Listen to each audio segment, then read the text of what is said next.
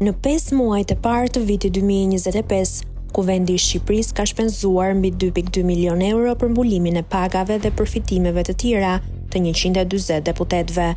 Kjo shumë përfshin pagat bazë mujore, por edhe një sër përfitimesh të tjera që i bashkëngjiten detyrës së tyre. Gazetarja Arestina Skënderi raportoi në Dita Jon se për çfarë kanë shpenzuar më shumë deputetët në këta 5 muaj, nga karburanti tek shpenzimet telefonike, dietat apo banesat.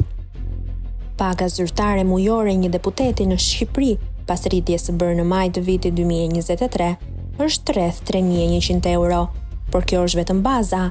Përveç saj, një deputet përfiton rreth 1.500 euro në muaj në formën e rimbursimeve dhe dietave për funksione të ndryshme. Shpenzimet mujore përfshin karburantin, i cili llogaritet mes 30.000 dhe 40.000 lekësh në muaj, ose 300-400 euro, shpenzimet telefonike të rimbursuara nga Kuvendi, që arrin deri në 200 euro në muaj për disa deputet, veçanërisht kryetarët e komisioneve parlamentare, dietat për udhëtime brenda vendit që mund të shkojnë deri në 1.500 euro. Për deputetët që nuk kanë banesë në Tiranë, Kuvendi mbulon deri në 35.000 lekë në muaj për qira.